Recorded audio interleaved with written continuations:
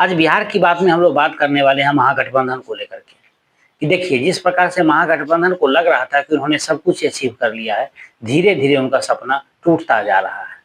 और अब लग रहा है कि जो उनको लग रहा था कि बहुत ही आसान गोल है, वो उनके लिए मुश्किल ही नहीं नामुमकिन भी होता जा रहा है। कहानी शुरू होती है मुकेश सहनी से कि मुकेश सहनी एनडीए से भी डील कर लेते हैं। उसके बाद उनका प्रशांत किशोर से भी बात हो जाती है। उनको 60 सीट चाहिए, 2-4-5 सीट अगर उनको कम मिलेगा तो उस पर वो नाराज नहीं होंगे, यानी 50-55 तो चाहिए चाहिए। आरजेडी देने को तैयार नहीं है। बात आती है कांग्रेस की।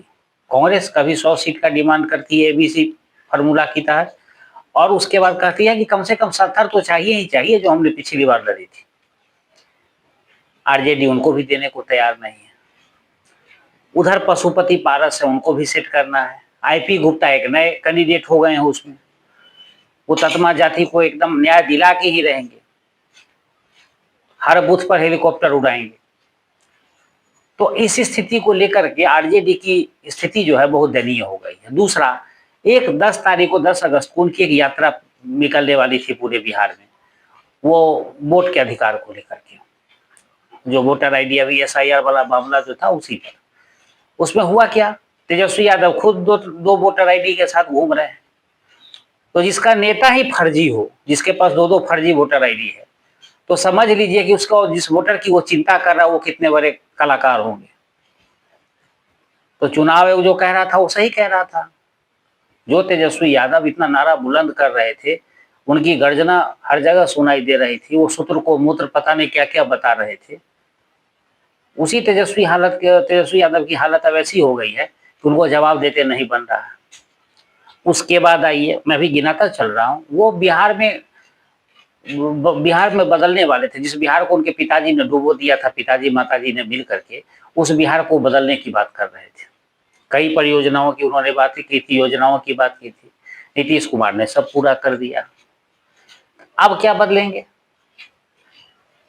अब ऐसा तो है नहीं कि बिहार की धरती ऊपर जाएगी और आसमान नीचे आएगा। बदलेंगे तो क्या बदलेंगे? उनका यानी मेरे कहने का ये मतलब है कि मुद्दा खाली हो चुका है।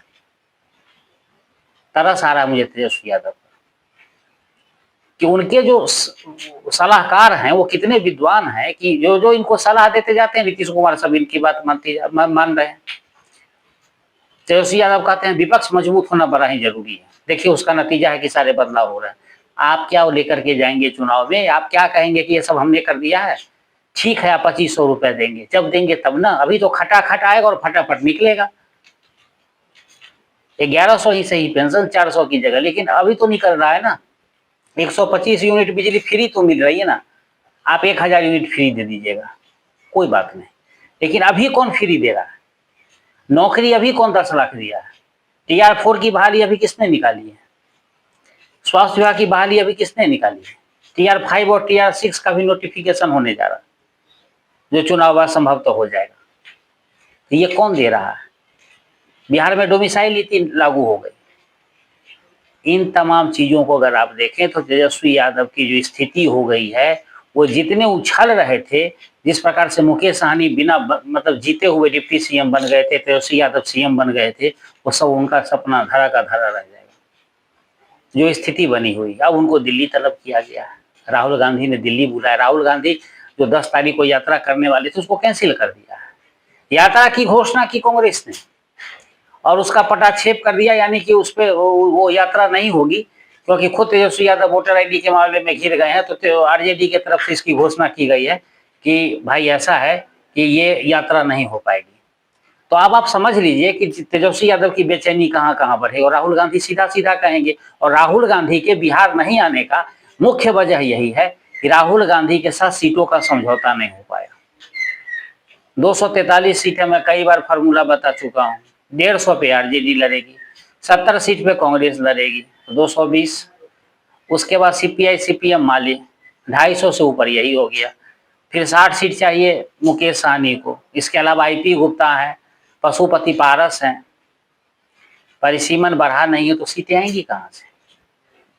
तो ऐसी उलझन जिसमें तेजस्वी यादव खुद अपने बुने जाल में ऐसे मतलब फंस गए हैं कि उनकी बेचैनी सब कोई समझ सकता है। और हो ना हो, राहुल गांधी जिस प्रकार के एक बार 2010 में वो अलग से चुनाव लड़ चुके हैं आरजेडी से अलग। तो राहुल गांधी बैठ के बिसात जरूर बिछा रहे हैं। राहुल गांधी को लग रहा है कि इस बार कांग्रेस तो 70 लड़ेगी तो कम से कम 65 जरूर जीतेगी। उनका क्रेज जो बढ़ गया है, प्रधानमंत्री से एक सर्वे में आ गया था कि प्रधानमंत्री से ज्यादा लोकप्रिय राहुल गांधी हो गए। भले ही अभी कोर्ट ने उनकी देशभक्ति पर या देश के बारे में क्या सोचते हैं उस पर टिप्पणी कर दी है, उस आ तो नहीं होंगे, लेकिन फिर भी राहुल गांधी उनको बाकी लोगों के बातों से कोई फर्क नहीं पड़ता, उनकी अपनी बातों से खुद पे फर्क नहीं पड़ता है तो बाकी लोगों की बात क्या करेंगे। तेजस्वी यादव दिल्ली जा रहे हैं राहुल गांधी को सफाई देने कि 2 वोटर आईडी कैसे हो गया, कैसे क्या हो गया, क्या करेंगे नहीं करेंगे, कैसे सीट का बंटवारा करेंगे, क्या उनको वहां से नसीहत मिलती है, क्या गाइडलाइन मिलता है, ये देखने वाली बात होगी। और एक तरफ उनके तेजस्वी के तेजू भैया हैं जो पूरी तरह से आरजेडी को ही कह रहे हैं कि मेरे साथ आके चुनाव लड़ो। मेन आरजेडी तो यहाँ बैठा हुआ है, तो आप समझ लीजिए कि आरजेडी कहाँ कहाँ बैठा हुआ है। उसके बाद उनकी नेताओं की भाषा शैली सबको पता है क्या क्या कर रहे हैं।